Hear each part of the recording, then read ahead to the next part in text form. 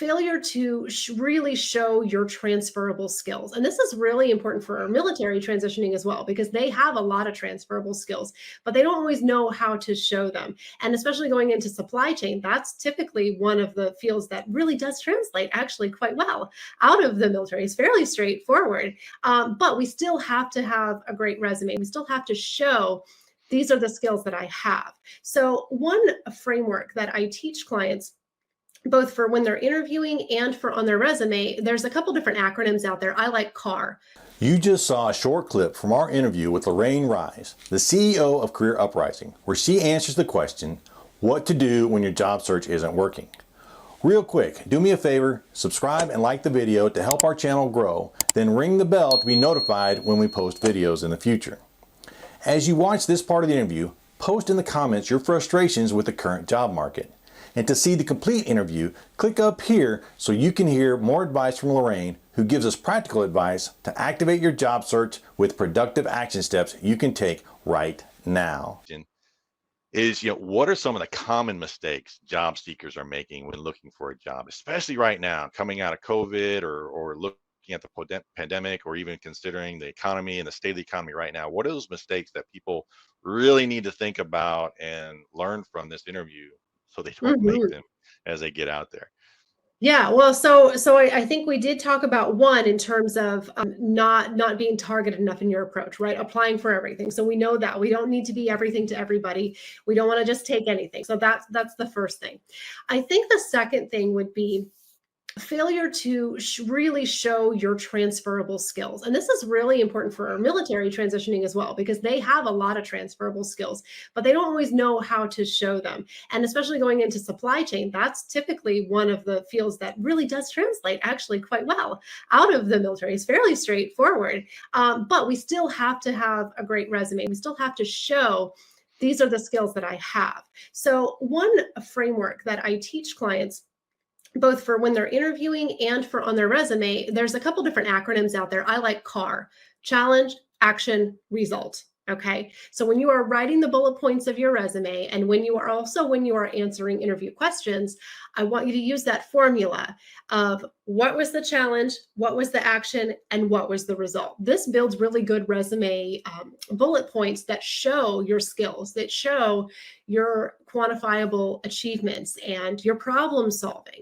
And this is what a really strong resume has, is specific accomplishments, quantifiable achievements when possible. Not every line of work has really quantifiable achievements, but even if it's not quantifiable, I want you to provide a specific result. So I hired and trained 5 entry-level employees that went on to become managers, something like that. That was one thing that I had in my career. I hired and trained a lot of employees from the lowest level that ended up becoming managers of their own centers, and I mentored and trained them. That's an accomplishment of mine as a manager. So that's something that you want to talk about in interviews, and not something you want to put on your resume, because that's a really transferable skill. And so I think a lot of people fail to really show that in a clear, compelling way. They write bullet points that are very generic, kind of very flat, and don't really have a specific result, because employers don't just care about what you did. They care about the impact of what you did. What was the result to the business? Did you make more money? Did you save a client? Did you hire and train people? Did you improve quality and processes? How did you improve the business? That needs to come through loud and clear, both on your resume and interview responses. And I think that is one thing that a lot of people don't either know how to do or don't feel confident doing, because they feel like they're bragging. Like you said, it's not the time to be prideful right now. We have to go ahead and feel confident about sharing our successes and doing so in a really specific way. So I would recommend that people try that framework, brainstorm some career stories through challenge, action, result, and you'll get a lot of really good examples of your skills that you can use. And I think what you mentioned there is, you mentioned that business owner, what they're thinking. They're not only thinking what you did, again, this sounds harsh, but they don't care. And it's true. I mean, I went through that experience when I came out of the service. They didn't care about my 20 years of service, my education, and the things I did in the service. They're thinking, what can you do for me and my business to help me grow? So that transferable skill is that, okay, you did that for that company. That means you can do that for my company. Yeah. Or in the military, you did all these things in the military, transitioning, you led people, you managed, you solved problems, you brought calm to chaos and accomplished a mission. And now that's something going into a recession or an economy that's kind of going to be volatile, like it's going to be in the next few years. You're going to bring calm to chaos, and you have to be able to explain that. So the business owner, and that's one of the mistakes I made, is how would I translate my skills to that business that I want to work for? Not what did I Mhm. do, but what value do I bring? And can I articulate it well? Yes. And that if I cannot articulate in a way they understand, then they won't get it. If you're talking to military people, they get it, but you're getting out of the military. Or if you're in your own company now, you talk to those people, they understand because they were with you, but how can you articulate that going on the outside? Any insight on how working with a career coach helps somebody make that translation?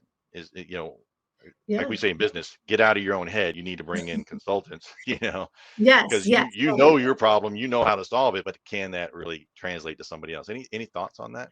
Yeah, a couple of things. So one, so working with a coach is it can provide that outside perspective, and you people will often see you in a way that you don't see yourself. And that's really important. And I'll give you just a really quick example from my own career.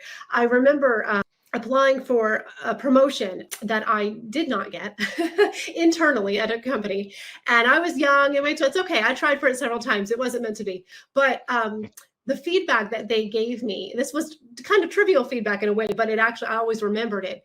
The interview, she said, "Do you know how many times you said the word absolutely?" She said it was about 25 times. And I had no idea that I was repeatedly saying this word over and over. And it might have been a nervous thing. I don't know what it was, but I always remembered that because the point of that is that you don't realize things until somebody sees you and gives you that feedback. And that's so valuable. We think we're coming across one way and we're not sometimes. So I share that story with clients a lot because I have to do it too, right? I have to get feedback about myself as well. And I always remembered that. So I think one, a coach can share with you feedback about yourself that you may not realize. And that is a good thing, right? We want to be open to that. But the other thing is if you're not good at something, outsource it to somebody who is. I do that in my business. I have people help me with my social media, my marketing, because I'm a coach. That's not my strength. So if writing is not your strength, or if interviewing is not your strength, have somebody help you do it. You'll become better at it and you'll get better results in your job search. And I think it's really important for military folks as well. There's two groups of people where I say you really want to find a coach or a resume writer that has experience in your field. Military is one and technical people is another, because there's a lot of language. There's kind of like a different world a little bit involved with those lines of work, that it's really helpful to have a coach or a resume writer who has worked with those types of professionals and can help you make that transition. So for example, on my staff, I have a technical resume writer who does nothing but write for people who have technical skills, because that is her background and that is what she does. And then I also have another coach and writer who comes from a military family and specializes in military and federal resumes. So I keep on my staff people who have these specialties because they are so valuable.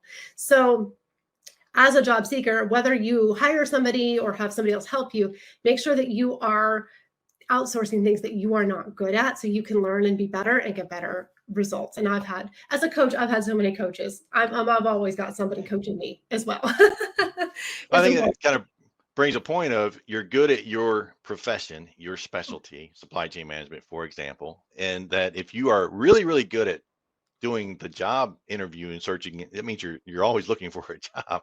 That means you've got a lot of experience doing that.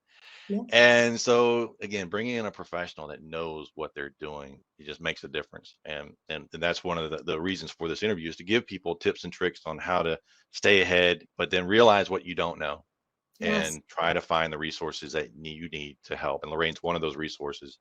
And so, definitely reach out to her and we'll give you some more information towards the end on how to do that. So let's consider the next question. Thank you for watching this part of the interview. In the comments, let us know what other questions you have about the job search in the current market.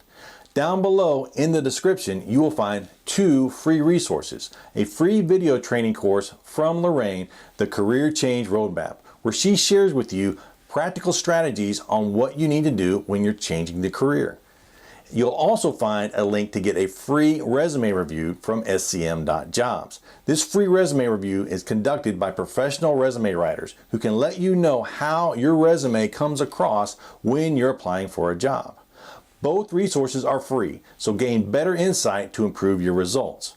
And to get more great insight into the job search from Lorraine, click on the link to watch the complete interview. And don't forget to subscribe, like, and ring the bell to help our channel grow and be notified of future videos just like this.